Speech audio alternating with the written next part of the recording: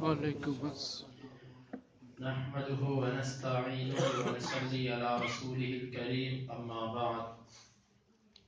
رفع الیدین نبی صلی اللہ علیہ وآلہ وسلم کی بہت عظیم سنت ہے. اس حوالے سے رفع الیدین کرنے کے کچھ دلائل کل میں نے آپ کے گوش گزار کیے. اب ان دلائل پر جو اعتراضات کچھ کیے جاتے ہیں وہ میں آپ کے سامنے پیش کروں گا. آپ خود اس کا تجزیہ کیجئے، ہر بندہ خود اللہ کو جواب دے. رفع الیدین کے دلائل پر پہلا اعتراض یہ کیا جاتا ہے کہ یہ سب دلیلیں شروع اسلام کی ہیں. پہلے رفع الیدین اسلام میں تھا، بعد میں ختم ہو گیا. یعنی کہ رفع الیدین منسوخ، نسخ کا دعویٰ. اگرچہ نسخ کا دعویٰ کرنے والے محققین علماء نہیں ہیں. جو محققین علماء ہیں وہ یہ بات کہتے ہیں کہ نہیں، رفع الیدین منسوخ نہیں ہے. وہ کہتے ہیں رفع الیدین ثابت ہے. جو نہیں کرتے وہ بھی کہتے ہیں کہ رفع الیدین ثابت ہے، لیکن وہ یہ کہتے ہیں کہ ہمارا جو اختلاف ہے وہ اس چیز میں ہے کہ رفع الیدین کرنا بہتر ہے کہ نہ کرنا بہتر ہے. یہ محققین علماء چاہے ان کا تعلق کسی بھی مکتب فکر سے ہو، ان کی رائے ہے. بعض علماء جو ان کے اجتہادی غلطی کہہ لو یا تعصب کہہ لو یا جلد بازی کہہ لو، وہ کہتے ہیں رفع الیدین منسوخ ہے. حالانکہ نسخ کا معنی کیا ہوتا ہے؟ نسخ کا معنی یہ ہوتا ہے کہ ایک چیز شروع اسلام میں تھی اور بعد میں اس کو ختم کر دیا گیا. مثال کے طور پہ متع کیا ہوتا ہے؟ ایک غزوہ کے موقع پر صحابہ کرام کافی دیر ان کو لگ گئی اس غزوے کے اندر، اپنے گھروں سے کافی دور ہو گئے. نبی صلی اللہ علیہ وسلم نے اس غزوہ میں اجازت دی تھی کہ تم اس طرح کرو، کسی عورت سے عارضی طور پہ نکاح کر دو. متع کا مطلب ہوتا ہے فائدہ اٹھانا. تم اس سے فائدہ اٹھا لو. صحابہ کہتے ہیں ہم نے جو ادھر کی عورتیں تھی، کسی کو چادر دے کے حق مہر میں نکاح کیا، کسی کو چند روپے دے کے، جتنے دن وہاں پر رہے اتنے دن ان سے نکاح کی. پھر بعد میں جب غزوے سے واپس آئے تو بس ختم، توڑ دیا اس کو. یہ شروع میں تھا، بعد میں نبی صلی اللہ علیہ وسلم نے اس کو حرام قرار دے دیا. اب یہ حرام ہے، یہ نسخ ہے. اب اگر کوئی اس پر عمل کرتا ہے تو یہ زنا ہے اور اس کو رجم کیا جائے گا. دوسری چیز نسخ کی مثال گدھے کا گوشت. شروع میں تھا، نبی صلی اللہ علیہ وسلم نے اس کو حرام قرار دے دیا. اب اگر کوئی کھاتا ہے گدھے کا گوشت تو وہ حرام ہے. بیت المقدس کی طرف منہ کر کے نماز پڑھنا شروع میں تھا، بعد میں نبی صلی اللہ علیہ وسلم نے اس سے روک دیا. اب اگر کوئی بیت المقدس کی طرف منہ کر کے نماز پڑھے تو حرام ہے، اس کی نماز نہیں ہوتی. یہ نسخ کا دعویٰ چھوٹا دعویٰ نہیں ہے، یہ منہ سے کہنے کی بات ہے. اس کا معنی کیا نکلتا ہے؟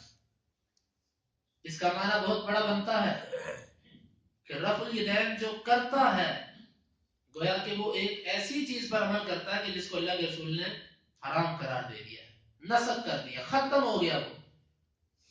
تو اتنی جرت کسی میں نہیں ہے کہ وہ یہ فتویٰ لگائے کہ جو رفع الیدین کرتا ہے، علماء کی بات کرتا ہوں، جاہلوں کی بات نہیں کرتا.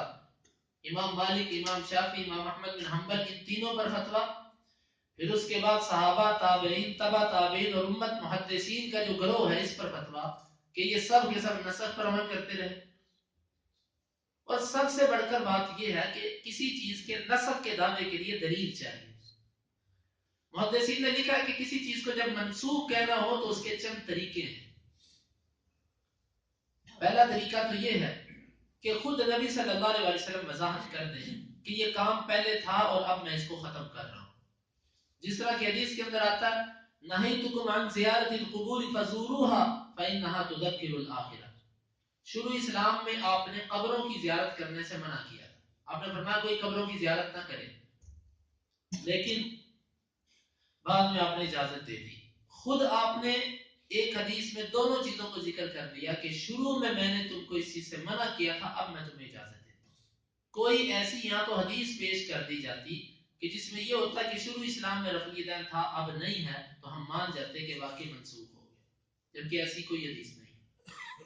دوسرا طریقہ یہ ہے کہ اللہ کے نبی تو نہ کہیں لیکن صحابی وضاحت کر دے کہ یہ عمل پہلے تھا اور یہ بات ہے.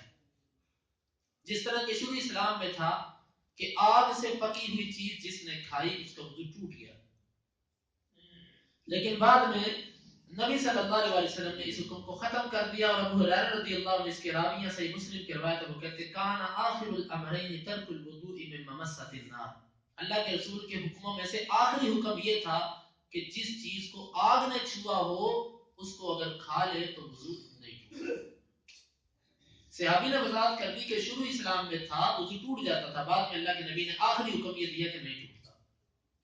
دوسرا نسخ پہچاننے کا طریقہ کہ صحابی وضاحت کر دے.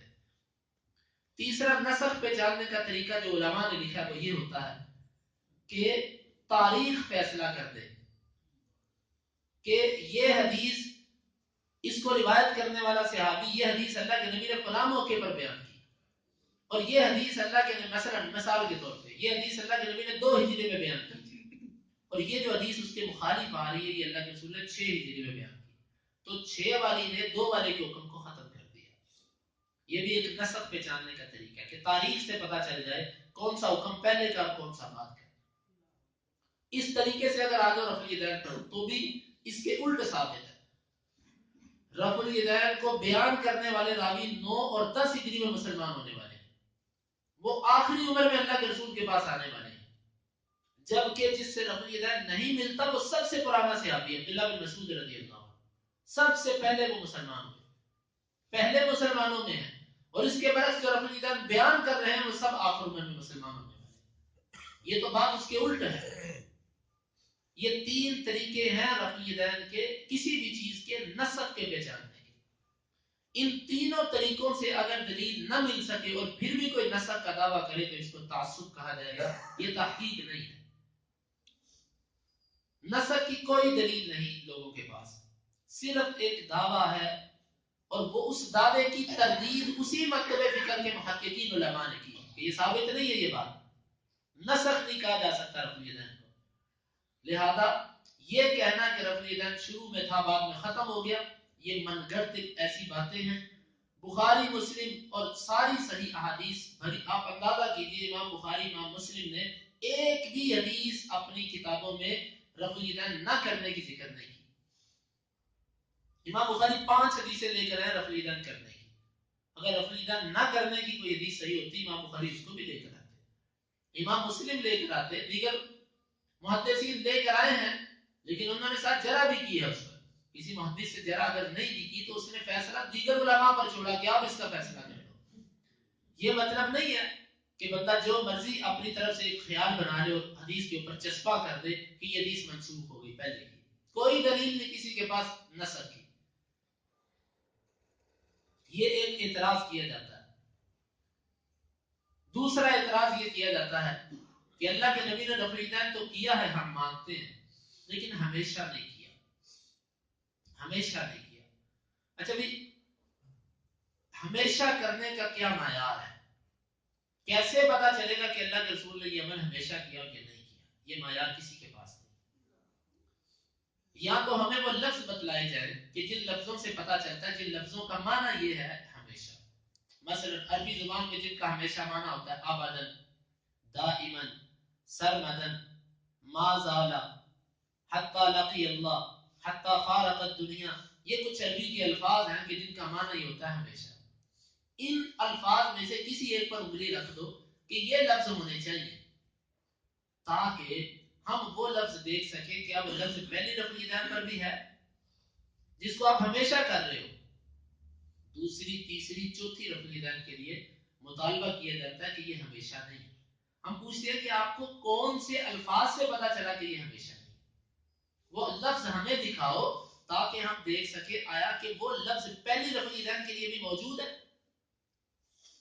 جب پہلی کے لیے بھی کوئی ایسے لفظ نہیں ہے تو پھر پہلی آپ کرتے ہو، دوسری، تیسری، چوتھی کے لیے یہ سہارا کیوں لیتے ہو کہ یہ ہمیشہ نہیں؟ آپ کو کس نے کہا یہ ہمیشہ نہیں؟ وطروں کا رفع الیدین اس کے لیے کون سے ایسے لفظ ہیں کہ جو آپ ہمیشہ کرتے ہو؟ نماز، عید کی نماز کی تکبیرات کے لیے کون سے ایسے لفظ ہیں کہ جس کو آپ ہمیشہ کرتے ہو؟ اب ہمیں وہ لفظ دکھاؤ ہمیں بتلاؤ، ہمیں پتہ چلے کہ ہم پھر ہر عمل پر لگا کر دیکھیں کہ یہ ہمیشہ ہے کہ نہیں ہے.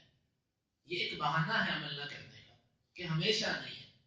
کوئی ایسے الفاظ حدیث میں نہیں ہوتے، بلکہ میں بتلاتا ہوں کسی بھی عمل کو ہمیشہ اور عدم ہمیشگی کا کیسے پتہ چلتا ہے.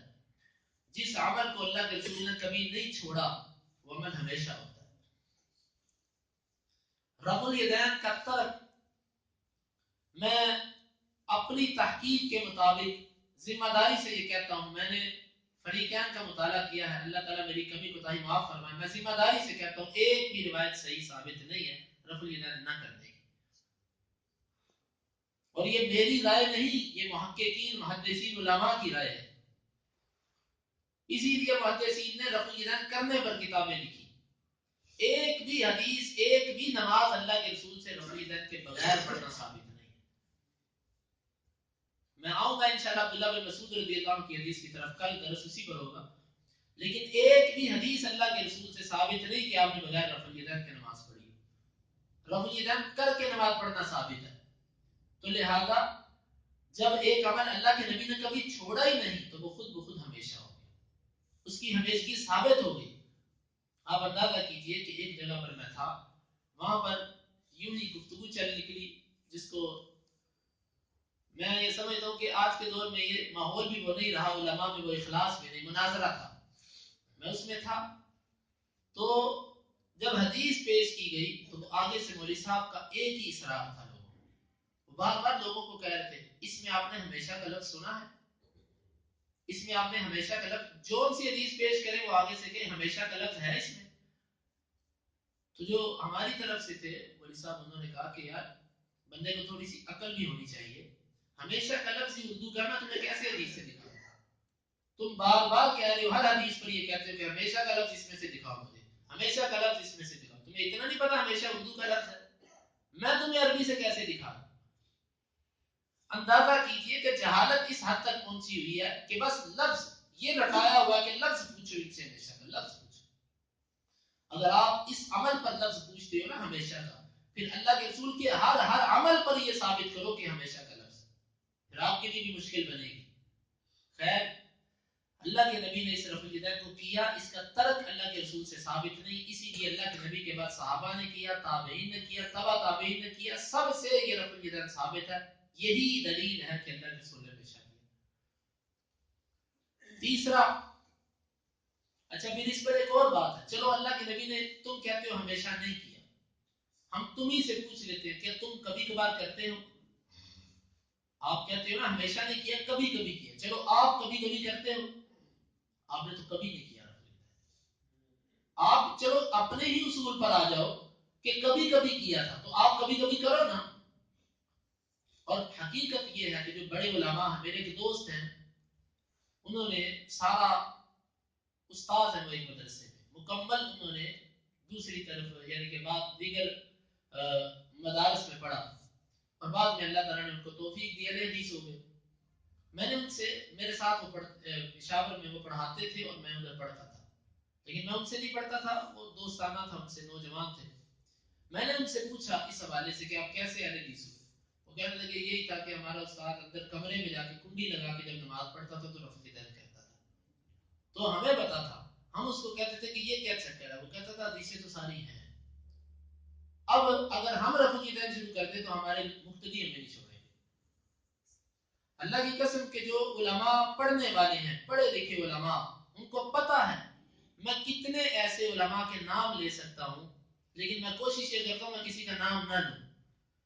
کتنے علماء میں آپ کو ایسے پیش کر سکتا ہوں کہ جن کو لوگ بڑی عزت اور عقیدت کی نگاہ سے دیکھتے ہیں، ان کی کتابوں میں یہ لکھا ہوا ہے کہ رفع الیدین جائز ہے، کیا کرو، لیکن کھل کے وہ کہہ نہیں سکتے.